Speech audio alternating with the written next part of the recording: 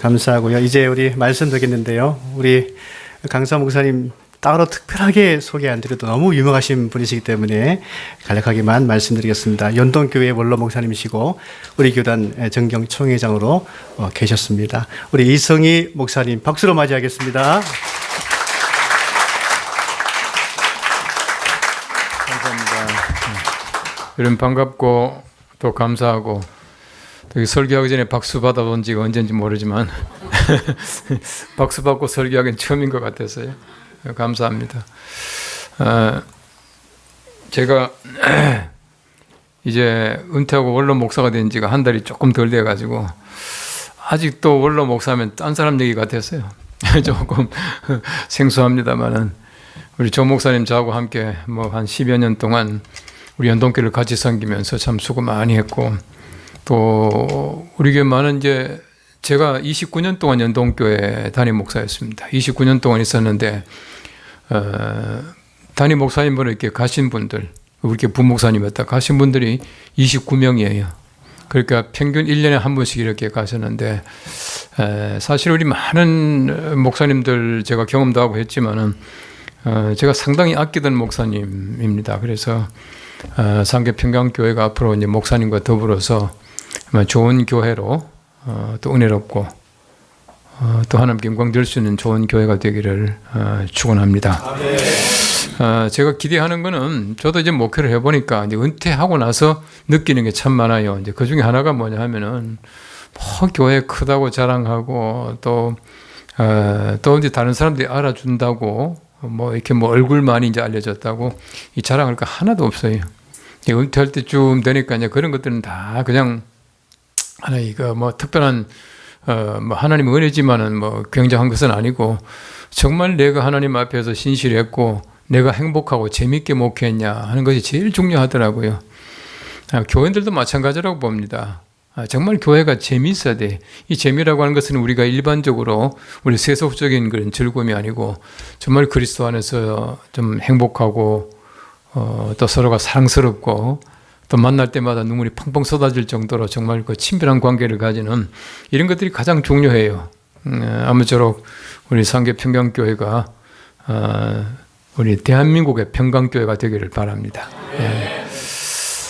여러분 교회가 어떻다고 생각합니까? 교회가 뭐라고 생각하시는지 여러분들 아마 교회 하면 많은 분들이 아마 이 교회 건물을 생각할 겁니다. 아, 우리 교회 이렇게 생긴 교회. 또 일반적으로 교회 하면은 이 뾰족탑이 있고 십자가 걸린 곳 교회 이렇게 생각할 겁니다만은 사실은 교회가 이렇게 뾰족탑이 있고 또 십자가 걸리고 이렇게 교회가 만들어지게 된 것은 주 313년에 콘스탄티누스라고 하는 로마의 황제가 기독교를 이제 공인화합니다. 공인하고 그 다음에 318년인가요? 그때 이제 기독교를 국교화해요. 이제 그 전까지는 전부 교회가 사실은 지하에 있는 교회였습니다.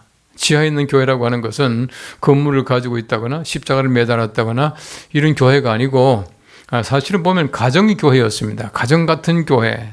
그 가정이라고 해봤자 이 사람 얼마나 모이겠습니까? 정말 가정이 교회의 원형입니다. 그 교회는 가정이다 그렇게 말합니다만 어쨌든 정말 교회가 가정 같은 그런 따스함, 가정 같은 그런 서로 어떤 사랑, 친밀함 이런 것들이 있어야 좋은 교회다라고 말할 수 있다고 하는 것이에요. 이런 구약이라고 하는 책은 그 상징입니다. 전체가 상징입니다. 구약의 전체를 얘기하는 것이 뭐냐 하면은 오실 메시아입니다. 예수 그리스도를 얘기하는 것이 바로 이제 구약 성경 말씀 전체입니다. 그래서 우리 예수님께서도 많이 인용하시기를 모세와 선지자 이렇게 말합니다. 모세와 선지자는 뭐냐 하면은 모세라고 하는 것은 창세기, 출애굽기, 레위기, 민수기, 신명기, 소위 말하는 율법, 토라를 얘기하고 있고 이 그 엘리야 혹은 선지자라고 하는 것은 선지서를 얘기하고 있습니다. 그래서 일반적으로 구약을 얘기할 때는 모세와 선지자 혹은 모세와 엘리야 이렇게 이제 표현을 합니다. 전체가 뭐냐 하면 예수님에 대한 얘기고 성경 말씀 전체가 핵심이 뭐냐 하면은 예수 그리스도예요. 예수 그리스도. 여러분 책 가운데서 지금까지 역사상 제일 많이 팔린 책이 무슨 책인지 아세요? 성경책. 여러분들 굉장히 공부도 잘하셨고 순진하신데 사실은 역사상 제일 많이 팔린 책은 공책이에요. 공책. 제일 많이 팔린 책. 얼마나 많이 팔렸는지 몰라요. 그러니까 실제로 우리가 제일 많이 팔린 책은 성경입니다. 성경이에요. 그런데 사람 이름이 제일 많이 나오는 책 아세요? 사람 이름이 제일 많이 나오는 책. 또 성경책이야. 예, 성경책인데 사실은 전화번호부예요. 예, 사람 이름 제일 많아. 성경 보십시오. 사람 이름이 얼마나 많이 나오는지 몰라요. 이제 학자들에 따라서 또 이렇게 성경에 몇 명 이름이 나오느냐 조금 달라요. 왜 다르냐 하면은 이 사람은 이름이 다르지만 같은 사람일 거다. 이 사람은 이름이 같지만 다른 사람이다. 이런 게 좀 혼돈되는 게 많이 있어가지고 이제 학자들에 따라 조금 다르지만은 이 성경 전체에 나오는 인물의 그 이름 숫자는 한 2,900 내지 3,000 정도 이렇게 잡고 있습니다. 어쨌든 보십시오. 우리가 3,000명이라고 하는 많은 이름이 나오지만은 그 3,000명 다 기억해요? 그거 다 알려고 애쓰는 사람 미친 사람이에요. 알 필요도 없고 알 수가 없습니다. 또 우리 성경 보십시오. 구약 성경 보시면 사람 이름이 얼마나 까다로운지 몰라요. 진짜 외우기 까다롭거든요. 그런데 중요한 것은 뭐냐면은 3,000명이나 되는 많은 사람들의 이름이 등장하지만은 우리가 알아야 할 이름은 딱 하나예요. 뭐요? 예수라는 이름입니다. 그 외 이름들은 전부 다가 사실은 알면은 유익하고 또 알면은 연구 대상은 될 수가 있겠지만은 그 이름들이 우리들의 구원을 주는 이름은 아니라고 하는 얘기예요. 구원을 주는 이름은 예수라는 이름. 오로지 하나입니다. 그 외에 구원을 얻을 만한 이름을 주신 적이 있다 없다? 없어요.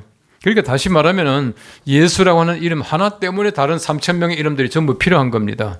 모든 이름들 전부 다가 예수가 그리스도라고 예수가 메시아라고 하는 그것을 돕기 위한 이름들입니다. 그런데 보세요. 우리 구약 성경 말씀 보시면은 요셉이라고 하는 사람이 등장합니다. 이 사람은 자기 형들에게 팔려서 애굽까지 갑니다. 애굽까지 가서 종살이하고 옥살이하고 고생합니다. 그런데 구약에 나오는 모든 인물은 예수님의 상징이에요. 예수님께서 사랑하는 제자에게 팔려가죠. 요셉도 사랑하는 자기 형제들에게 팔려갑니다. 가서 옥살이하고 종살이하고 고생하다가 마침내 애굽의 총리가 되어서 뭐합니까? 총리가 되어서 기근을 구합니다. 사람들을 먹게 만들어요. 죽을 사람들을 살린다는 얘기입니다. 그래서 요셉이라고 하는 사람이 예수님의 상징이다. 그렇게 말하는 거예요. 구약에 보시면 요나라고 하는 그 선지자가 있죠. 하나님께서 니느웨로 가라 하니까 다시스로 가다가 큰 폭풍을 만나가지고 큰 고기 배 속에 들어가서 며칠 있었다? 3일 있었습니다. 이 3일 있었다는 얘기는 예수님께서 사람들을 구원하기 위해서 3일 동안 무덤에 계셨다라고 하는 것을 상징이다 그렇게 말합니다. 그래서 구약에 나오는 모든 사건들, 구약에 나오는 모든 인물들은 예수 그리스도의 사건, 예수 그리스도를 상징하는 것이다. 그렇게 말하고 있는 것이. 자, 구약은 상징입니다. 자, 그런 면에서 볼 때에 우리가 출애굽기라고 하는 책을 보시면은요, 창세기는 아주 간단합니다. 창세기는 사실은 보면 창세기, 세상을 만드신 이야기 이렇게 좀 해석합니다. 제네시스라고 하는 말도 마찬가지예요. 그런데 사실은 창세기에 보시면은 하나님이 천지를 창조하신 얘기는 1장과 2장, 2장밖에 안 나와요. 창세기 전체가 50장입니다. 50장 가운데서 2장만 창세, 하나님이 천지를 만드신 얘기가 나오고 그 외엔 전부 사람들 얘기입니다. 간단하게 말하면 창세기라고 하는 것은 아브라함, 이삭, 야곱, 요셉까지 그 얘기가 나옵니다. 창세기 제일 마지막 장, 50장 마지막 절에 보시면은 사람들이 요셉의 시체에 향재료를 넣고 입관하였더라. 끝이에요. 입관하는 게 끝입니다. 근데 보십시오. 창세기 다음에 출애굽기가 이제 계속이 되는 거예요. 이 출애굽기를 보시면은 출애굽기에서 이제 요셉이 가서 이제 그 총리가 되고 또 야곱과 70인의 식구들이 다 애굽으로 이주합니다. 요즘 말로 하면은 완전히 이제 이사 간 거예요. 다른 나라로 이사 간 겁니다. 가서 거기서 점점 번성해요. 번성한데 보십시오. 얼마나 사람들이 번성했는지 바로라고 하는 임금이 애굽의 임금이 위협을 느끼는 겁니다. 너무 사람들이 빨리 늘어나니까. 그러니까 이제 그 유대인 그 산파들을 불러가지고 만일 이제 아기를 낳을 때에 남자거든 다 죽여라. 또 그렇게 말하고 있지 않습니까? 근데 보세요. 이 바로라고 하는 왕이 얼마나 머리가 나쁜지 몰라요. 사실은 보면요. 점점점 인구가 번성해 나갈 때에 남자거든 다 죽여라. 아무리 죽여도 인구 늘어나요. 여자를 죽여야 미안합니다. 여자를 죽여야 인구가 늘어나지 않아요. 예. 그죠? 상식적으로 생각해 보십시오. 여러분 남자가 하나 있고요. 여자가 100명이 있으면 애기 몇 명 낳을 수 있어요? 100명 낳습니다. 반면에 여자가 하나 있고 남자가 100명이 있으면 애기 몇 명 낳아요? 하나밖에 못 낳아요. 그게 사실은 보면은 인구가 늘어나지 않게 하기 위해서는 여자를 죽여야 되는데 바로는 뭐라 그럽니까? 남자를 다 죽여라. 그렇게 말하는 거예요. 그 머리 가지고 하나님 이기겠어요? 절대 못 이기죠. 자, 어쨌든 보십시오. 얼마나 많이 늘어났냐 하면요. 처음에 70명이 왔는데, 그 다음에는 4대 만에 애굽에서 이제 출애굽합니다. 출애굽하는데 보니까 세상에 60만이잖아요. 60만. 예? 얼마나 빨리 늘어났습니까? 유대 사람들이요. 하나님 말씀을 잘 순종하지 않았거든요. 순종하지 않았는데 순종 잘한 게 하나 있어. 그게 뭔지 압니까? 생육하고 번성하라는 거예요. 얼마나 많이 났는지 몰라. 그 성경 말씀에 보시면 하나님께서 아브라함에게 말씀하시기를 너희가 4대 만에 나오겠고 이랬습니다. 4대 만에 나올 때에 70명이 60만이 됐다고. 얼마나 그들이 많이 늘어났습니까? 어쨌든 하나님께서 이제 백성들을 그렇게 번성하게 만들었죠. 자, 그런데 60만 되는 많은 사람들이 생겼는데 하나님께서 그 애굽에서 출애굽을 할 때가 되었는데 바로가 요셉을 알지 못하는 이제 왕이 나왔단 말이에요. 그래서 이제 그들을 열 가지 재앙을 통해서 이제 출애굽을 합니다. 출애굽하고 나서 그 다음에는 광야에서 40년을 살아요. 40년을 살다가 그 다음에 출애굽기 나오지 않습니다만은 여호수아서에 보면은 3장 말씀에 보시면은 그들이 요단강을 건너서 가나안 땅에 들어가요. 자, 보세요. 애굽에서 종살이 하다가 출애굽한 다음에 광야 생활을 하고 요단강 건너서 가나안 땅에 들어가다. 이 얘기입니다. 이 얘기가 뭐냐 하면은 우리 인간의 모든 사람들의 소위 말하는 구원사를 얘기하고 있습니다. 어떻게 구원받느냐? 애굽에서 종살이 했다는 얘기는 하나님을 알지 못할 때 우리가 죄의 종으로 살았다는 얘기입니다. 죄의 종으로 살았다. 죄의 종으로 살다가 하나님의 은혜로 말미암아 출애굽해요. 출애굽은 뭐겠습니까? 구원받았다는 얘기입니다. 구원받은 다음에 그 다음에 광야 생활을 하는 거죠. 광야는 뭐겠어요? 광야는 연단? 예, 연단 되지만 상징적으로 말하면은 오늘 본문 말씀에 나오잖아요. 오늘 7장 말씀에 광야 어디에 있었고? 교회잖아요. 광야 교회라 그랬지 않습니까? 응? 광야는 교회예요. 교회에 있다가 그 다음에 요단강은 뭡니까? 요단강. 여러분 건너가지 않았으면 몰라요. 응? 요단강은 죽음이에요. 요단강 건너가 만나리 하잖아요. 그러니까 우리가 보세요. 세상에서 죄의 종으로 살다가 구원받은 다음에 교회 생활을 하다가 죽음 이후에 하나님의 나라 들어간다는 얘기입니다. 가나안 땅은 하나님의 나라의 상징이에요. 바로 이것이 우리 개인과 인류 전체의 구원의 역사를 얘기하고 있는 것이 바로 출애굽기입니다. 바로 그 얘기예요. 자, 근데 이 성경 말씀에 보시면은 광야는 교회라 그렇게 말했거든요. 광야는 교회입니다. 바꿔 말하면은 40년의 광야 생활은 교회 생활이에요.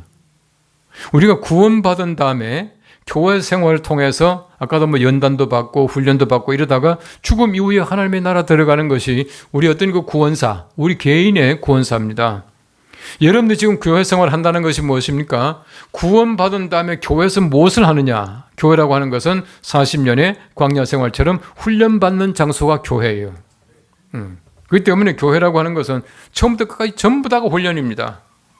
여러분 칼빈 선생 같은 사람은 그렇게 말했거든요. Church is discipline. 교회는 훈련이다. 그렇게 말했어요. 여러분 예배하는 걸 훈련이에요. 훈련입니다. 훈련인데 보세요. 주일날 돼가지고 예배한다는 것은 그건 기본적인 건데요. 우리가 예배하기 싫은 사람들이 있어요. 예배하기는 힘들지만 예배를 해야 됩니다. 여러분 우리가 출애굽을 해서 하나님께서 그 영광을 받으시는데요. 구원받아서 하나님이 받으실 영광이 있어요. 그것이 뭔지 압니까? 그것이 예배입니다. 이스라엘 백성들이 이제 출애굽을 해요. 그런데 하나님께서 왜 그들을 출애굽시켜 줬습니까? 왜 한 것 같아요? 막 종살이 하니까 불쌍해서? 아니에요. 그거는 하나님의 출애굽의 진짜 목적이 아니에요. 물론 불쌍하죠. 그들이 출애굽 함으로 말미암아 노예 생활에서 해방이 되죠. 해방이 되지만 그것이 하나님께서 이스라엘 백성들을 출애굽시킨 진짜 목적, 아주 그 핵심적인 목적은 아니었었어요. 여러분 하나님께서 말씀합니다. 너희가 사흘길을 가서 나의 산에서 희생을 드리게 하려 함이라. 희생이 뭡니까? 예배입니다. 제사입니다. 제사를 지낸다는 얘기를 희생 드린다 그렇게 말합니다. 희생이 뭐예요? 양을 잡고 소를 잡고 하기 때문에 양과 소의 피를 흘린다는 얘기거든요. 피를 흘려가지고 희생한다는 얘기입니다. 우리 예배가 마찬가지예요. 여러분 적어도 주일날 여러분 아침 예배 몇 시죠? 11시? 11시에 시간 맞추려면 여러분 희생이 필요해요. 늦잠 자면 안 돼. 예? 그 주일날 교회 나올 때는 나름대로 교회 나오는 복장을 챙겨야 돼. 또 나와서 여러분들이 정말 예배할 때 뭐 하나님 앞에 봉헌하는 순서, 찬송하는 순서, 기도하는 순서 전부 다가 희생입니다. 희생 없이는 예배가 안 된다는 얘기예요. 여러분 적어도 우리가 예배한다라고 하는 것은 우리의 희생이 필요한데 희생 없이 우리 어떤 드림이 없이 희생하는 것 없이 하나님 앞에 예배가 됩니까? 참 예배라고 하는 것은 희생이 있어야 된다는 얘기. 우리를 죽여야 된다는 얘기입니다. 여러분 옛날에 보십시오. 성전에 제사라고 할 때는 양이나 소나 비둘기 가져갔지 않습니까? 여러분 소 가져가는 사람하고 비둘기 가져가는 사람하고 뭐가 다른지 아세요? 소나 양이나 염소나 비둘기를 제물로 바쳤거든요. 근데 하나님께서 볼 때 똑같아요. 왜 똑같으냐? 돈 많은 사람들은 소를 잡아왔고요. 돈 없는 사람들은 비둘기 잡아왔어요. 보통 사람들은 양이나 염소를 잡아왔거든요. 그러니까 내 어떤 제물의 분량에 따라서 소를 바치고 비둘기 바쳤지만 하나님 보실 때는 야 어떻게 비둘기 2마리 가지고 왔냐 이렇게 말하지 않았어요. 똑같이 취급을 했습니다. 비둘기 2마리를 가지고 왔는데요. 비둘기 2마리의 값이 요즘 돈으로 환산하면 제가 이제 어느 책을 보니까 옛날 예수님 당시에 뭡니까 커스텀 관습과 문화 이런 책이 있습니다. 보니까 비둘기 2마리 값이 요즘 돈으로 치면 한 500원 되는 거예요. 500원. 여러분 가운데 주일날 교회에 500원 이렇게 헌금 못할 사람이 얼마나 있겠어요? 가장 가난한 사람들은 비둘기 2마리를 바쳤어요. 돈 많은 사람은 소를 바치라 이거예요. 근데 보세요. 항상 비둘기를 바치든 소를 바치든 뭘 바치든 항상 죽이잖아요. 왜 죽입니까? 그게 희생이에요. 소를 왜 죽이는지 압니까?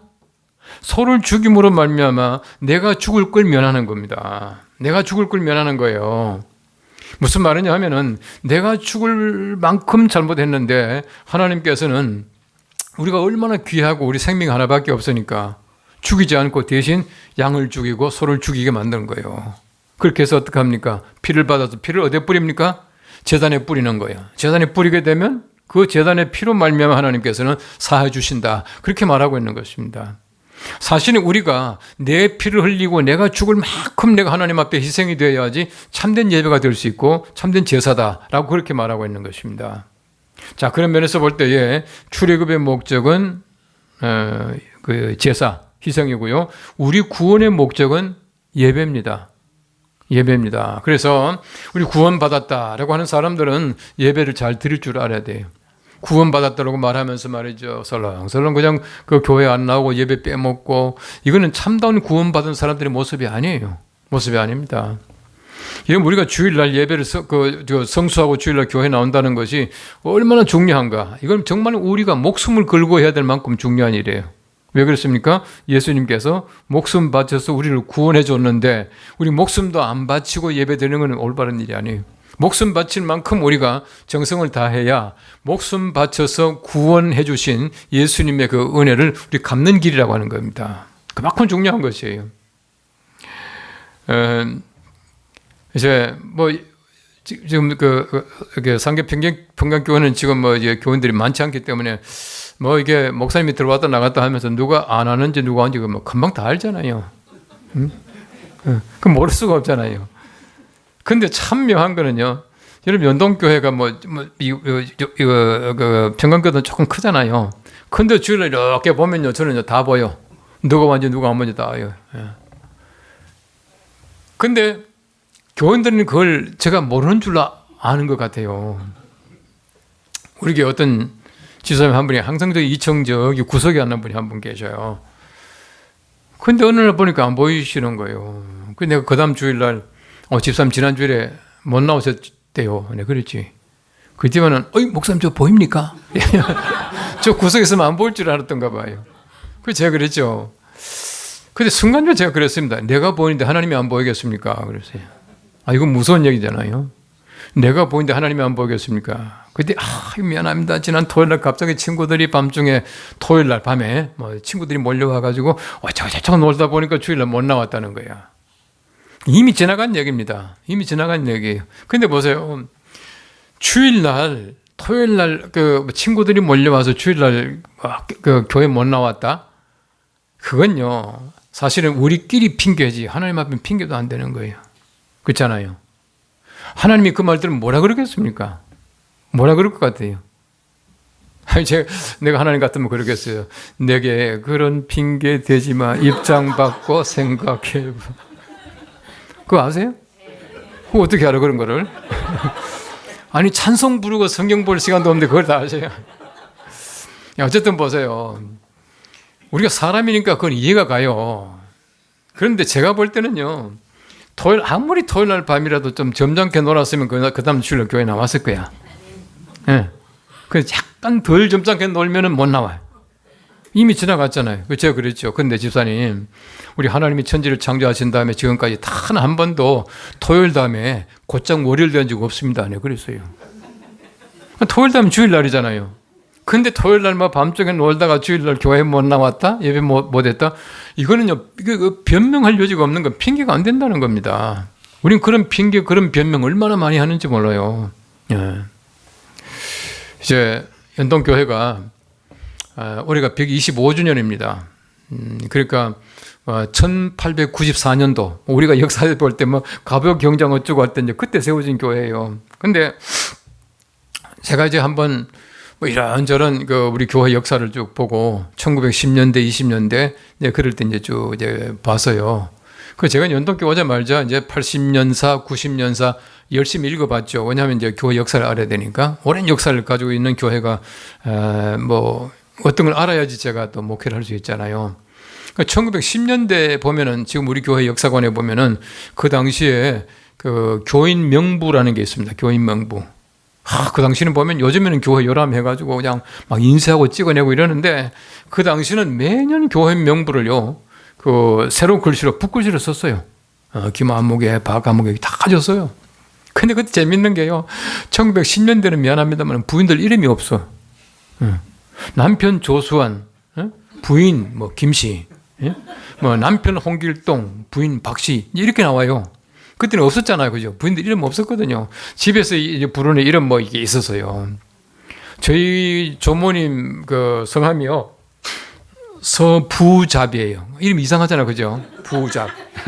부잡인데 제가 물어봤죠. 할머니 그 성함이 왜 이게 부잡입니까? 하니까 그때는 보십시오. 뭐 이제 애기 낳았다 하면 자꾸 죽고 하니까 죽지 말라고 붙잡이 그랬대.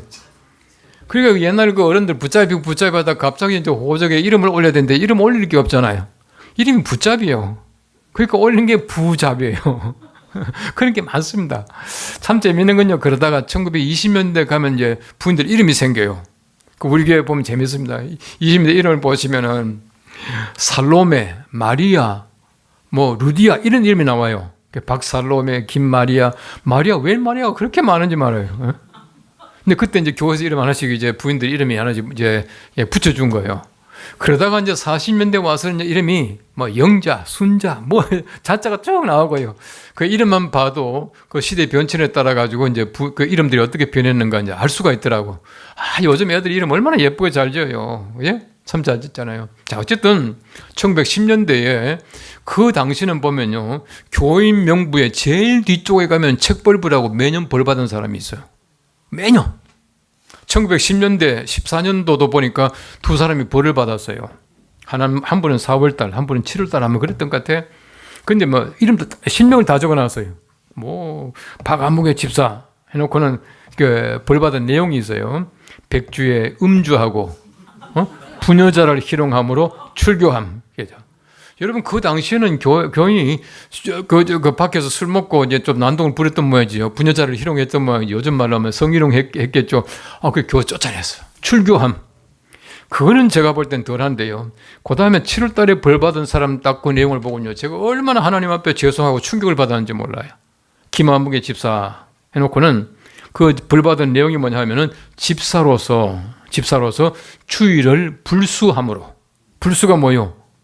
안 지킴으로 책벌하면 그랬더라고요. 이런 보세요. 1914년도에는 우리 한국 교회가요. 집사가 주일날 교회 안 나왔으면 벌 줬어요. 벌 줬어.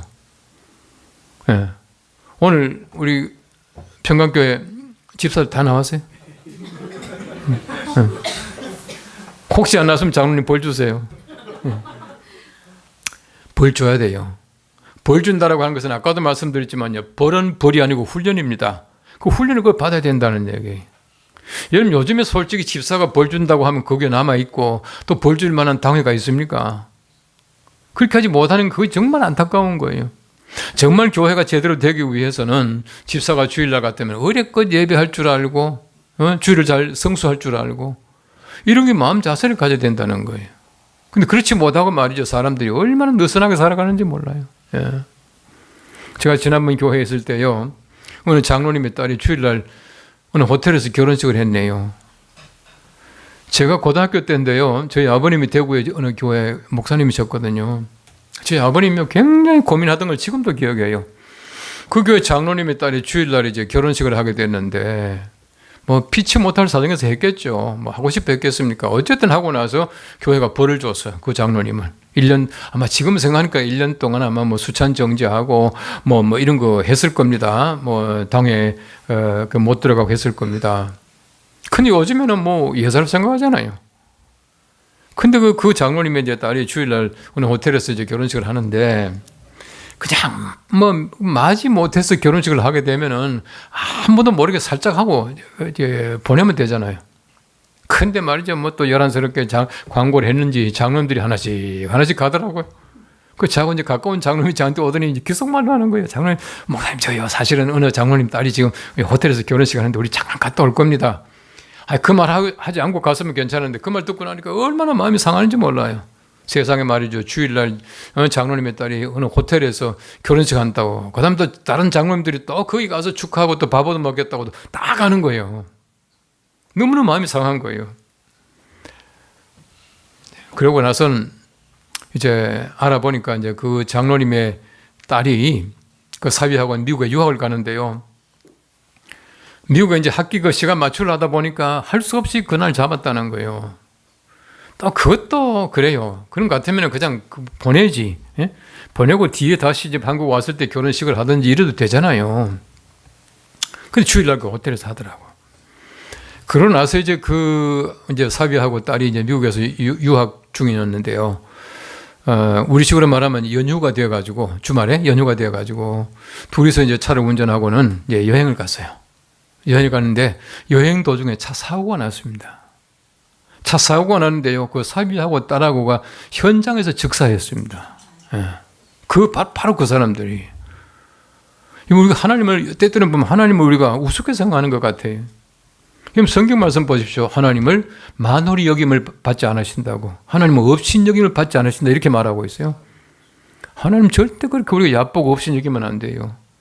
여러분 적어도 우리가 구원받은 사람들이 하나님의 은혜가 없는 데서 우리가 구원의 감격 속에 살아가는데 적어도 하나님께서 우리에게 주신 주일, 예배 이런 것들은요 목숨 걸고 지켜나가야 될 그 가치가 있어요. 여러분 특별히 우리 교회가 작습니다. 큽니다. 이게 문제가 아니에요. 여러분들은요 아무리 늦게라도 여러분이 교회 오셔서 예배하는 게 그것이 진짜 예배예요. 왠지 압니까? 그게 상계평강교회 교인들의 책임이기도 하고 더더구나 우리 그 지역직원들의 사명이 바로 그렇습니다. 저는 우리 연동교회에서 그 얘기 여러 번 했어요. 아침 일어나 보니까 늦잠 자요. 얼마든지 그럴 수가 있습니다. 사람이니까. 이제 열심히 챙기고 말이지 가도 아이고 이거 뭐 예배 뭐 마지막 그 꼬리에 들어가서 축도밖에 못 받겠다. 그래도 교회 오셔야 돼. 예? 아니 조선 목사님 설교 끝날 때 들어오셔도 오셔야 된다는 얘기입니다. 왜 그렇습니까? 그게 상계평강교회의 교인들이에요. 그게 여러분들이 상계평강교회 교인이라고 하는 교적 가지고 있는 책임 바로 그렇습니다. 예. 여러분 우리가 미국 산다고 대한민국 국민 아니겠습니까? 맞잖아요. 그럼 전쟁 나면 어떡할래요? 아니 안 오시려고요? 책임을 다 해야죠. 그게 바로 우리 교인들의 책임이라고 하는 겁니다. 어쨌든 예배라고 하는 게 그만큼 중요한 겁니다. 예배는 참 중요한 것이다. 자, 그런데 우리 광야 생활 속에서 보십시오. 광야 생활 속에서 보면은 18장, 출애굽기 18장에 보시면은요, 거기에 천부장, 백부장, 50부장, 10부장을 이제 뽑는 장면이 나와요. 그 장면을 보시면 이렇습니다. 모세가 아침에 일어나서 이제 그 천막 생활 하잖아요. 장막에서 나와 보니까 사람들이 줄을 서 있는 거예요. 그게 뭡니까? 송사 문제입니다. 재판해달라는 거예요.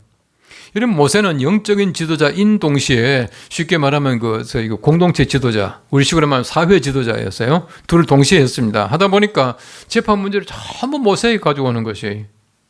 그게 모세가 눈만 뜨면 사람 상대하는 겁니다. 재판 문제 쭉 하는 거예요.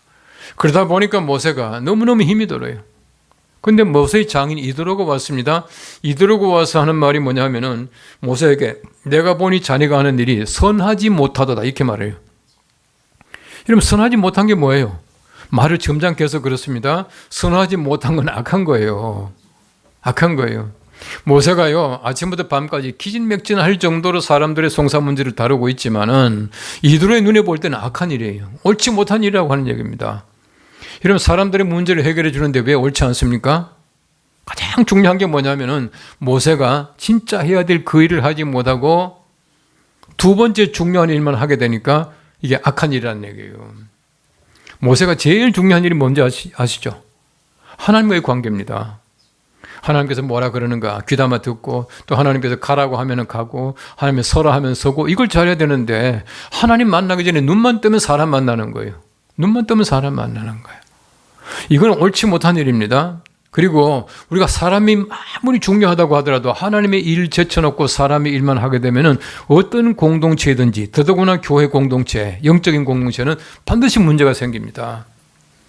그럼 예를 들어 보십시오. 우리 조 목사님이 여러분의 가정마다 다 형편이 있을 겁니다. 때때로는 내가 병원에 가야 되는데 데려다 줄 사람이 없고 때때로는 내가 뭐 해야 되는데 도와줄 사람이 없고 그럼 목사님께 전화를 해요. 목사님 나 병원 가야 되는데 데려다 줄 사람이 없습니다. 알았습니다. 목사님이 가서 이제 병원에 데려가서 또 기다리다 병원에 가서 모시고 오고 또 어느 집 이사 가는데 사람 이제 손 모자라니까 목사님 가서 또 이삿짐 날라주고 이러다가 주일날 아이고 설거지 준비를 못했네. 그럼 목사님이 와서 지난주에 아무개 이사 도와주고 아무개 병원 갔다가 설거지 준비를 못했습니다. 오늘 그만 마치겠습니다. 한 번쯤은 여러분들이 보면 야 이거 재밌다 이럴 줄 몰라. 두 번, 세 번 그래 보십시오. 어떻게 하겠어요? 목사님 반대할 거예요. 근데 반대가 중요한 게 아닙니다. 그거는 목회가 아니에요. 그렇게 하면 안 된다는 얘기입니다. 가장 중요한 건 사람 상대하는 것이 아니라 하나님 상대하는 거예요. 더더구나 지도자가 하나님 상대하는 그 일 빼놓고 사람 상대하면은 어떤 공동체든 문제가 생겨요. 그럼 성경 말씀 사도행전 6장 말씀해 보시면은 처음으로 이제 7 집사라고 하는 집사를 뽑잖아요. 일꾼 뽑습니다. 근데 그때 보십시오. 사도들이요. 구제하는 일 때문에 교회가 시험이 된 거예요. 구제가 뭡니까? 구제라고 하는 것은 사람 상대하는 겁니다. 사도들이 뭐라 그러죠? 사람들을 다 모아가지고 7 집사를 뽑게 합니다. 뽑은 다음에 뭐라 그래요? 사도들이 기도하는 일과 말씀 전하는 일에 전적으로 매달려요. 기도와 말씀을 제쳐놓고 구제하는 일 하다 보니까 교회가 문제가 생겼다는 얘기입니다. 구제 중요하지 않다? 아니거든요. 중요합니다. 그런데 기도와 말씀을 제쳐놓고 구제하는 것은 옳지 못한 일이에요. 결국 보십시오. 똑같습니다. 사람 상대하느라고 하나님 상대하는 그 일을 하지 못하게 되면은 어떤 공동체든지 문제가 생기는 것이. 보십시오. 그래서 이 천부장, 백부장, 50부장, 10부장을 뽑거든요. 그래서 출애굽기 18장 말씀 보면 이렇게 말합니다. 이스라엘가 말하기를 하나님을 두려워하고 잘 들으세요. 하나님을 두려워하고 진실하고 불의한 이익을 미워하는 자를 뽑아 천부장, 백부장, 50부장, 10부장을 삼아라. 하나님을 두려워한다는 얘기는 영적인 사람을 지칭합니다. 영적인 사람. 그 다음에 진실하고 불의한 이익을 미워한다는 얘기는 그때 천부장, 백부장, 50부장, 10부장이 전부 다가 재판하는 사람들이에요. 재판. 그러니까 말하자면은 우리가 이제 동네 재판하고 그다음에는 뭐 지방 지방 뭐 있고 그다음에는 뭐 고등법원 있고 대법원 있고 하듯이 이제 그렇게 하는 거예요. 하는데 재판하는 사람들이 불의한 이익을 탐하면 되겠어요? 이 말이 쉽게 말하면은 뇌물 받지 않고 이 말입니다. 그러니까 영적인 사람과 도덕성을 갖춘 사람을 뽑아서 천부장, 백부장, 50부장, 10부장을 삼는 거예요. 그런데 천부장은 부하가 몇 명이겠어요? 1000명이겠죠? 백부장은 100명이고 50부장은 50명이고 10부장은 10명이에요. 다 근데 보세요. 1000부장과 10부장은요 엄청난 차이입니다. 부하만 치더라도 1000명과 10명밖에 안 돼요. 근데 그 자격이 같습니까? 다릅니까? 제가 다시 한번 얘기할 때 들어보세요. 하나님을 두려워하고 진실하고 불의한 이익을 미워하는 자를 뽑아서 1000부장, 100부장, 50부장, 10부장을 삼아라. 이런 출애굽기 18장 말씀해 보시면은 1000부장의 자격이 아주 엄격하고요. 10부장은 아무나 하고 아닙니다. 똑같아요. 1000부장이나 10부장이나 자격이 똑같습니다. 여러분 깊이 명심하십시오. 여러분 장로님들은 자격이 좀 엄격해야 되고 집사는 아무나 하고 아니에요. 그렇지 않습니다. 여러분 장로님이나 집사님이나 권사님이나 서리 집사님이나 자격은 똑같아야 돼. 똑같아야 돼요. 집사는 아무나 하는 것이 아닙니다. 그런데 요즘에 보면은 장로님들의 어떤 자격은요 상당히 엄격하게 이렇게 올려놓고는 집사는 아무나 막 세우고 이러던데 아니에요. 절대 아닙니다. 그렇게 하면 안 됩니다. 자, 근데 보세요. 여러분들 가운데 장로님들 계시고 합니다만은 왜 장로, 권사, 집사, 서리 집사 왜 세웠어요? 1000부장, 100부장, 50부장, 10부장을 왜 세웠습니까? 모세가 혼자서 하는 일들을 갖다 서로 나누어 하는 겁니다. 요즘 좀 유치한 말로 업무 분담을 하는 것이. 여러분 왜 장로님과 집사님과 여러분들 재직원들이 왜 필요하냐면은 목사님 혼자서 다 못하기 때문에 그래요. 혼자 다 하면 안 돼요. 아까도 말씀드린 대로 목사님이 제일 중요한 거는 기도와 말씀이에요. 기도와 말씀을 제쳐놓고 어떤 것들도 목사님에게 있어서 목회에서 더 중요한 것이 아니다는 얘기입니다. 그걸 누가 해야 됩니까? 그걸 여러분들이 하셔야 돼요. 재직원들이 그 일을 하셔야 됩니다. 목사님이 아침 일찍 나와가지고 막 의자 나르고 청소하고 그럼 안 되잖아요. 목사님 그거 모데스가 아닙니다. 이런 보십시오. 여러분들 위해서 목사님이 한마디 기도하고 성경 말씀을 더 연구해서 좋은 설교를 해드리고 이게 중요합니까? 교회 청소하는 게 중요합니까? 대답을 안 해? 그럼 여러분 그럴 거야. 목사님 기도도 열심히 하고 교회 청소도 하면 좋지요. 사람의 시간은 한계가 있습니다. 예, 그건 여러분들이 하셔야 돼. 예, 목사님이 예를 들어가지고 뭐 마이크 들고 왔다 갔다 하면 아니 목사님 그거 하지 마시오. 제가 합니다. 이렇게 해야 된다는 겁니다. 그게 교회예요. 그게 질서고요. 그게 바로 목회라고 하는 것이. 여러분들이 바로 그렇습니다. 여러분들이 바로 그 일을 위해서 세워놨는데 그 일 안 하면 여러분들이 세워나면 안 하잖아요. 이런 출애굽기 18장은 굉장히 중요한 장입니다. 그래서 출애굽기 18장의 결론이 뭔지 압니까? 그래서 모세가 이제 이드로의 그 어드바이스를 받아가지고 1000부장, 100부장, 50부장, 10부장 다 삼았거든요. 다 삼았더니 모든 사람이 전부 만족하고 이드로도 자기의 고향으로, 자기 곳으로 돌아가더라. 이게 끝입니다. 18장 끝입니다. 모든 사람에게 만족을 줄 수 있어요. 그러니까 서로가 어떤 업무를 분담해서 그 일을 잘 감당하게 되면은 모든 사람들이 만족하고 정말 좋은 공동체가 된다라고 하는 것이. 이게 바로 18장에 나오는 요즘 식으로 말하면 리더십에 관한 문제입니다. 자, 그 다음에 우리가 또 보면요. 20장에 보면은 10계명을 주는 장면이 나오네요. 이게 말하자면 그 광야 생활 속에서 10계명 주지 않습니까? 여러분 상상해 보십시오. 여러분 이건 다 아는 얘기지만은 10계명을 주고 나서 하나님께서 이거 잘 지키면 출애굽 시켜 줄게 했습니까? 출애굽 한 다음에 10계명을 줬습니까? 10계명을 출애굽 한 다음에 줬죠. 출애굽 한 다음에 그다음에 20장 가서 그 10계명을 이제 모세가 호렙산에 가서 받아오잖아요. 이 말이 무슨 말인지 아시죠? 우리가 구원받는 것은 출애굽하는 것은 율법 때문에 구원받는 것이 아니라 출애굽한 사람들은 율법을 지켜야 된다는 얘기예요. 너무 간단하죠? 제가 생각해도 지금 굉장히 쉽게 설명하는 거예요. 여러분 보세요. 우리가 율법을 통해서 구원받습니까? 여러분들이 11조 했기 때문에 구원받는 거 전혀 아니에요. 여러분들이 교회에 나오기 때문에 구원받는 거 아닙니다. 구원은 하나님의 은혜로 받는 거예요. 은혜로 받는 거예요. 여러분 보십시오. 그 출애굽할 때도 보시면은 그냥 문술제 양에 피가 있으면 그냥 출애굽하는 거예요. 내가 안 발라놔도 피만 있으면 출애굽하는 겁니다. 여러분 십계라고 하는 영화 혹시 보셨어요 옛날에? 그 영화를 보시면요 여호수아가 그 누구죠? 갑자기 이름이 생각 안 나네. 그 막 그냥 다시 애굽으로 돌아가자고 하던 사람이 있어요. 성경 보면은 그 딸을 여호수아가 사랑한 거예요. 그래가지고 여호수아가요 그 집에 사실은 출애굽할 마음이 별로 없었어. 별로 없었는데 여호수아가 뭐 이게 그 양의 피가 담긴 뭐 바스켓 이거 가져가서 그 집에 싹 발려놓고 도망가요. 그 영화 보면 나오죠. 그런데 보십시오. 그 사람은 구원받을 만한 자격이 없는데도 피 때문에 구원받았어요. 그러다 결국은 다시 돌아가자 하다가 그 뭡니까 저기 가데스 바네아 죽잖아요. 그런 장면 나오거든요. 그러니까 보십시오. 양의 피로 말미암아 구원받았다라고 하는 것은 내 공로가 아니거든요. 하나님의 은혜로 말미암아 구원받았는데 구원받은 사람에게는 반드시 율법이 필요해요. 이 말을 바꿔 말하면은 11조 했다고 구원받는 것은 아니지만은 구원받은 사람은 반드시 11조 해야 된다는 이야기. 우리가 교회에 나오기 때문에 구원받은 건 아닙니다. 그런데 우리가 구원받은 다음에 반드시 교회 생활을 해야 되고 아까도 말씀드린 대로 주일 성수해야 되고 또 예배 제대로 해야 된다는 얘기예요. 그러니까 율법이라고 하는 것은 출애굽의 조건이 아니고 결과입니다. 우리가 율법적으로 여러 가지 많은 행위가 있어요. 사람들 행위가 있지 않습니까? 행위로 말미암아 구원받지 않지만은 우리가 구원받은 사람들은 행위가 반드시 필요한 것이에요. 예. 그러니까 구원받았다고 해가지고 말이지 이젠 11조 할 필요도 없고 뭐 필요 없고 이렇게 말하는 사람들인데 그건 100% 이단입니다. 구원파가 그렇게 얘기를 하고 있어요. 아니거든요. 우리는 구원받았기 때문에 이거 십계명이 필요하다. 하나님의 말씀이라고 하는 것은요 절대적입니다. 예나 지금이나 절대 변치 않고요.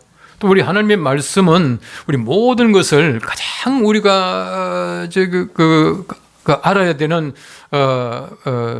핵심적인 것이 말씀 속에 다 포함이 되어 있어요. 그래서 우리 신학적으로 말하면은 우리 현대에 우리 지금 유일한 계시는 하나님의 말씀이다. 그렇게 말합니다. 옛날에 같이 말이죠. 뭐 모세야 그러고 얘기해주면 얼마나 좋겠습니까? 좋을 것 같아요? 하나도 좋을 거 없습니다. 왜냐하면 그렇게 그 시대 같으면요. 잘못하면 그 자리에서 죽여요. 예. 우리가 뭐 죽으면 한두 번 죽겠습니까? 매번 죽어야지. 그러니까 안 죽고 산 것만 하더라도 감사하게 생각해야 돼요. 여러분 계시라고 하는 것이 뭐냐면요. 하나님 말씀입니다. 말씀 속에 모든 계시가 다 들어있다는 겁니다. 하나님의 말씀은 계시다. 그렇게 말합니다. 이 하나님의 말씀을 잘 지키는 것이 우리들에게 엄청 중요합니다. 왜냐하면 그 말씀을 통해서 우리가 모든 걸 다 알 수가 있어요. 하나님이 누구신가? 말씀 보면 다 알아요. 우리 어떻게 구원받는가? 말씀 보면 다 압니다. 그러니까 성경 말씀 전체 보시면 하나님, 그 다음에 인간, 그 다음에 죄, 그 다음에 구원, 예수 그리스도죠. 예수 그리스도 구원, 그 다음에 우리가 죽음, 그 다음에 죽음 이후에 어떻게 되느냐 다 나와 있잖아요. 혹시 죽음 이후에 어떻게 되는지 모르는 분 계세요? 모르시겠거든 얼른 가서 조목사한테 물어보세요. 성경 말씀이 다 나와 있어요. 그게 우리 그 하나님의 말씀 성경이라고 하는 것입니다. 이런 말씀이 얼마나 소중한지 몰라요. 말씀이 정말 소중해요. 레위기 4장 말씀에 보시면요 이렇게 말합니다. 너희 가운데 제사장이, 너희 가운데 지도자가, 너희 가운데 평민이 하면서 얘기를 하거든요. 하는데 너희 가운데 아무 개가 작은 계명 하나라도 어기면 그들은 소를 잡을 것이요 염소를 잡을 것이요 양을 잡을 것이요 이렇게 말합니다. 잡는다는 말이 뭡니까? 죽인다는 얘기예요. 여러분 하나님 말씀 조그마한 말씀 작은 계명 하나도 어기게 되면은 소를 잡아서 소를 죽일 만큼 잘못했다는 얘기예요. 아까도 제가 말씀드린 대로 우리가 하나님 말씀을 작은 계명이라고 말하지만 어기게 되면 우리가 죽을 만큼 잘못한 건데 하나님께서 우리를 못 죽이니까 대신 양 잡아라, 소 잡아라, 죽여라 이렇게 말하는 것이 우리 대신 죽는 겁니다. 그러니까 얼마나 우리가 하나님 말씀이 소중한가 하는 것을 얘기해주고 있잖아요. 성경 말씀은 자신은 따지고 보면 작은 계명이 없어요. 작은 계명이 없습니다. 이건 보세요. 10계명을 보시면은 살인하지 말라 한 계명이죠. 맞습니까? 거짓 증거하지 말라 한 계명이죠. 그런데 우리가 살인했다. 야, 저 사람 나쁜 사람 이렇게 말할 거예요. 뭐 거짓말했다. 그럴 수도 있지. 또 그렇게 말하네요. 아닙니다. 아니에요. 하나님께서 말씀하시는 건 보십시오. 살인하지 말라, 간음하지 말라, 도둑질하지 말라 쭉 얘기를 합니다. 하는데 모든 게 전부 다가 한 계명이에요. 거짓 증거하지 말라는 말도 한 계명입니다. 살인하지 말라는 것과 똑같은 무게를 가지고 있는 한 계명이라니까요. 우리 사람들의 생각에서 볼 때는 형량이 달라요. 살인했다. 뭐 적어도 15년. 근데 거짓말했다. 훈방. 아니 하나님께는 그런 게 아니에요. 똑같아요. 여러분 세상에서 이 빛이라고 하는 것이 얼마나 소중한지 알죠? 빛. 하나님께서 창조하실 때 몇째 날에 빛 만드셨어요? 첫째 날이죠. 첫째 날에 빛 만드신 이유가 있습니다. 빛 없으면 모든 게 전부 다가 보이지도 않고 살지도 못하고 끝나는 거예요. 근데 보세요. 하나님께서 나무를 만드시고 모든 생물을 만드실 때에 하루 만에 모든 나무를 다 만드셨어요. 나무 종류가 얼마나 많습니까? 그죠? 그 많은 나무 종류를 하루 만에 다 만드셨어요. 그런데 빛을 며칠 만에 만드셔요. 빛도 하루입니다. 빛도 하루입니다. 여러분, 그 많은 종류의 동물들을 만드시는데 하루 만에 다 만드신 하나님께서 빛 만드는데 하루 걸렸다는 겁니다. 그러니까 그 빛이라고 하는 게 얼마나 그 귀중한 겁니까? 하나님께서 얼마나 정성을 들였으면 만들었겠습니까? 그 빛이 그만큼 소중한 겁니다. 모든 동물들 다 만드는데 필요한 만큼의 시간을 빛 하나 만드는 소양했거든요. 그리고 보십시오. 우리가 성경 말씀을 그냥 설렁설렁 보지 말고 자세히 보시면요, 굉장히 소중한 게 많이 있어요. 예. 우리가 하나님 말씀을 잘 지켜야 돼요. 예, 어떤 이제 아빠가 출장 갔다 오면서 보니까 길가에 이게 큼지막한 자동차 있잖아요, 이만한 걸. 그걸 갖다 이제 쭉 놓고는 이제 10,000원 서놓잖아요. 그러니까 이제 아빠가 가다가 차를 세워가지고 이만한 장난감 자동차를 하나 샀어요. 근데 그 집에 아들이 셋이 있었대요. 셋이었는데 뭐 집에 딱 들어오니까 애들이요, 아빠 얼굴 봅니까? 출장 갔다 오면 애들이 아빠 얼굴 안 봐요. 손부터 봅니다. 뭘 가져와나. 그냥 보니까 아빠 이만한 자동차 하나 가지고 들어오니까 서로 세 아들이 와가지고는 이거 내 거야, 이거 내 거야, 아니야 내 거야, 내가 큰 아들인데 내 거야, 막내 또 내가 막내인데 내가 내 거야. 서로 자기 거라는 거예요. 그 이제 애들이 한참 당기고 밀고 하다가는 이제 아빠한테 왔더래요. 와가지고 아빠 이거 장난감 누구 거야 그랬대. 그러니까 아빠가 하는 얘기가 엄마 말 잘 듣는 사람 그랬대. 그러니까 애들이 서로 눈치 보더면 에이 아빠 거네 그러더라고요. 아빠 엄마 말 제일 잘 듣는 거예요. 엄마 말 잘 들어보세요. 수지 맞습니다. 예. 하나님 말씀 잘 들으면 수지 맞아요. 예. 저절로 생긴다는 겁니다. 말씀을 잘 순종하는 사람들에게 하나님께서 얼마나 큰 복을 주시는데요. 여러분 성경 말씀 보시면은 아까도 말씀드린 대로 이제 구약은 상징이고요. 이제 신약은 예수님께서 오셔서 완성시키신 게 이제 신약입니다. 구약이란 얘기는 낡은 약속, 언약. 구약, 낡은 약속이고요. 신약은 새로운 약속이에요. 새로운 약속이에요. 제가 이제 미국에 있을 때인데요. 그때 제가 30대 초반, 중반 이때니까 목회 경험도 없고 어떤 별난 질문 받으면 갑자기 가슴이 두근거리고 할 때 그때예요. 근데 어느 가정에 신방을 갔는데 신방 가서 이제 예배를 다 드리고 나니까 그 집사님이 저한테 질문하는 거예요. 그 집사님이 참 똑똑하고 사람도 좋고 서울 공대에 나와서요. 서울 공대 나온 사람이니까 머리도 좋고 또 내비게이터라고 하는 그 선교단이 있습니다. 거기서 성경 공부를 많이 하고 해서 성경 지식도 상당히 많은 분이었어요. 그런데 되게 보면요, 성경만 찾고 읽다 보면 이제 본인이 서로 헷갈리는 게 있습니다. 그분이 이제 제가 그 예배를 다 드리고 나니까 목사님 제가 질문 하나 해도 되겠습니까? 그러더라고요. 그래서 내가 질문하시라고. 집사님이 목사한테 질문 못할 게 뭐가 있겠습니까? 그때 하는 얘기가 신약 성경 말씀에는 11조를 드리라, 11조 하라고 하는 명령이 없지 않습니까? 그래요. 예, 없죠. 그런데 목사님 11조를 왜 그렇게 강조하십니까? 이거요. 제가 이제 그때는 경험이 없기 때문에 이거 어떻게 대답해야 되느냐. 상당히 갑자기 혼돈이 오더라고요. 그래서 그냥 제가 이제 질문 하나 턱 던졌죠. 근데 집사님은 11조보다 더 하려고 질문하는 겁니까? 덜 하려고 질문하는 겁니까? 하면서 질문 던져놓고는 던지면 자기도 좀 헷갈릴 거 아니에요. 그럼 내가 혼자 이제 생각하는 거예요. 기도하면 하나님 큰일 났습니다. 갑자기 그 이상한 질문 받았는데 뭐라고 대답할 거예요? 예, 빨리 그 답을 주세요. 그리고 이제 기도를 했죠. 진짜 하나님께서 좋은 지혜로운 답을 주시더라고요. 그래 제가 이렇게 얘기를 했습니다. 집사님, 신약 성경 말씀에는 11조 하라는 명령이 없죠. 완전 신난 거예요. 예, 없죠. 그러더라고요. 그래서 제가 그랬죠. 그런데 신약 성경 말씀에 11조 이제 그만하라. 그 말은 있습니까? 그렇지. 근데 그 말이 되면 없죠. 그러더라고요. 그래서 제가 그랬습니다. 집사님, 그 말 없거든. 계속 합시다. 근데 그것은 제가 설명해 줘야 될 거 아닙니까? 구약은 폐기된 게 아닙니다. 구약은 폐기된 게 아닙니다. 우리 예수님께서 이 땅에 오셔서 하신 말씀 가운데 보십시오. 내가 율법이나 선지자를 폐하러 온 것이 아니라 어떻게 하러 왔다고요? 예? 온전하게 하러 왔다고요. 완성시키러 왔다 그래서요.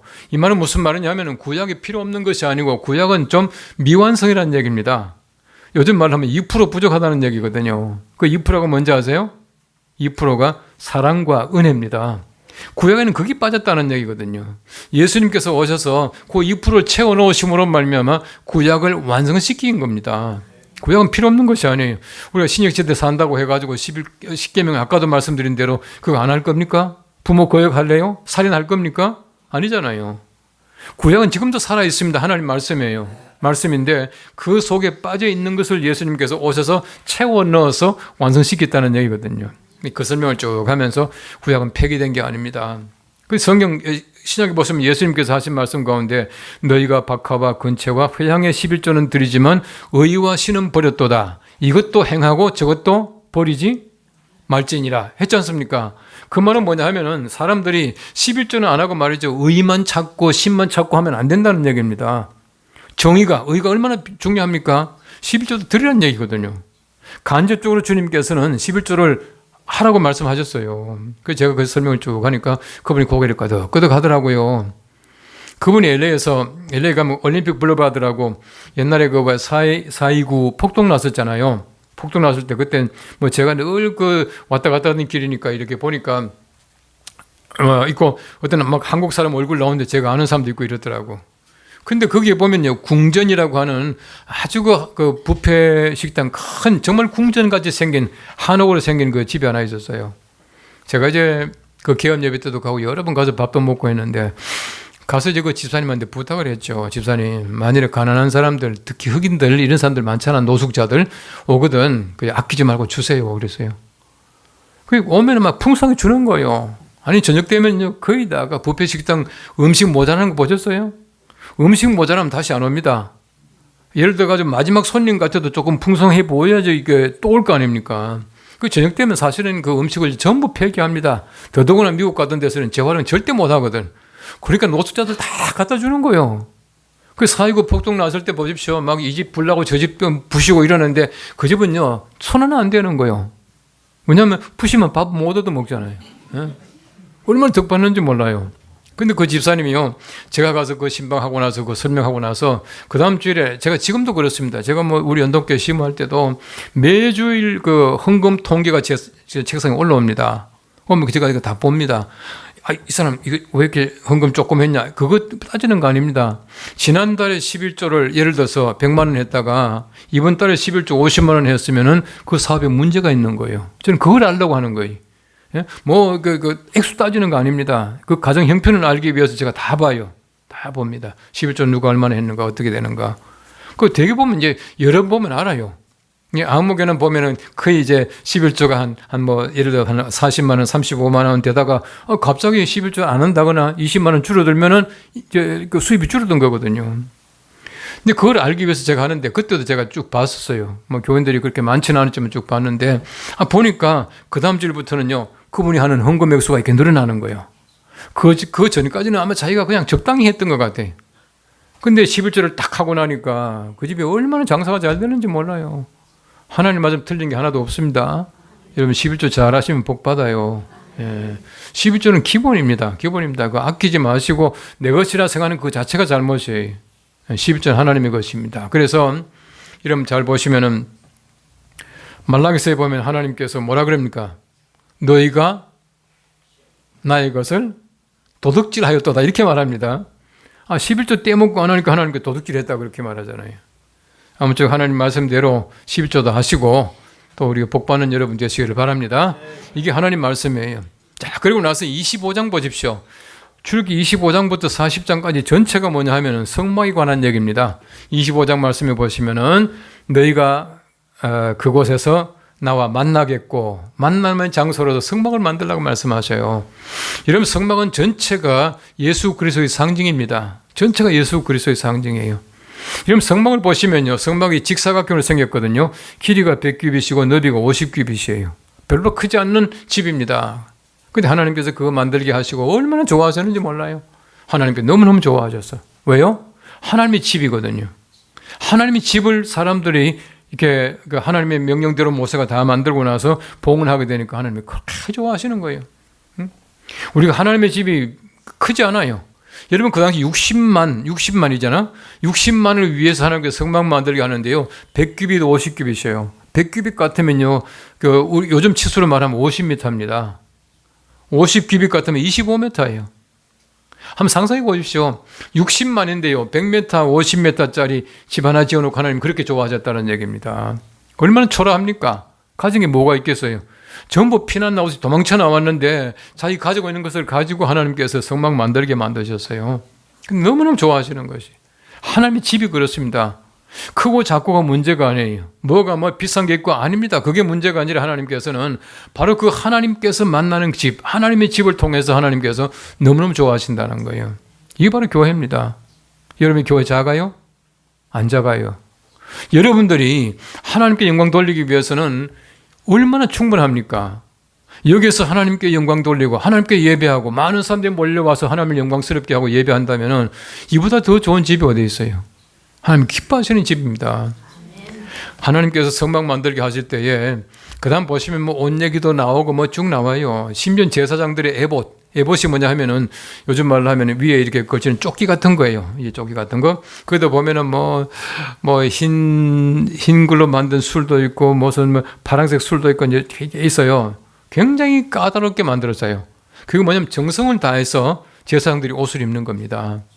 심지어 하나님께서 모세에게 말씀하시기를 너는 아론과 그 후손들, 바꿔 말하면 제사장들이죠. 제사장들에게 속옷을 지어 입혀라 그렇게 말하고 있어요. 속옷을 지어 입혀라. 우리가 교회 나올 때 우리 그 목사님들이 무슨 러닝 셔츠 입었냐, 무슨 색깔 팬티 입었냐 그런 거 중요합니까? 중요하지 않지만은 성경 말씀은 중요하다고 말하고 있어요. 왜냐하면 그것이 우리의 자세예요. 우리 자세. 예. 이러면 교회 요즘 제사장이 누굽니까?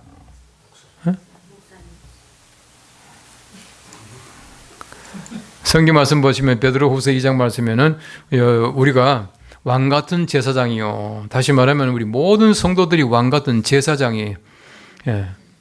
우리 목사님이 제사장이 아니고 모두가 다 제사장입니다. 다 제사장. 자, 다시 묻습니다. 누가 제사장이에요? 예, 내가 제사장입니다. 근데 보십시오. 우리가 구약 성경 말씀 말하고 있는 제사를 드리는 제사장으로서 우리 의복이 어떻게 될 것인가? 이런 비싼 옷, 좋은 옷 아니에요. 적어도 우리가 교회 나올 때는 하나님께 예를 갖추는 그런 옷을 입고 나와야 돼. 우리 옛말에 보시면요. 음식은 자기를 위해서 먹되 옷은 누구를 위하여? 남을 위해서 입어라 그렇게 말을 했어요. 다른 사람들에게 혐오감을 준다거나 다른 사람이 야 어떻게 교회 나오면 저런 옷 입고 나왔냐라고 말하면 안 된다는 거예요. 특히 여름에 부인들 있잖아요. 에? 그렇게 하지 말라는 얘기예요. 응? 저는 이제 주일뿐만 아니라 평일에도 늘 이제 이런 복장을 입어요. 참 편해요. 이게 넥타이 누가 만드는지 모르지만은 아주 불편해요. 넥타이만 풀어도 말이죠. 이게 여름에는 3도가 왔다 갔다 한다는데. 그래서 이제 이걸 편하게 입는데, 아니, 누가 봐도 목사 같잖아요? 조 목사님 보세요. 저 옷 입고 어디 가서 못된 짓 하겠어요. 이 옷이 얼마나 좋은지 몰라요. 편하고. 적어도 우리가 하나님의 사람들은 하나님의 사람답게 옷을 입어라. 그런 얘기입니다. 여러분 보십시오. 이거 하나님의 성전이라고 하는 것이요. 예를 들어 성막이 성전됐다가 성전이 그 다음에 이제 교회로 이렇게 시대적으로 변합니다. 이제 변형이 되는데 이 성막을 만들고 나서 하나님이 기뻐하실 뿐만 아니라 사람들이 얼마나 좋아하고 정성스럽게 했는지 몰라요. 이런 광야 생활 속에서 60만 아닙니까? 60만인데 이스라엘 몇 지파?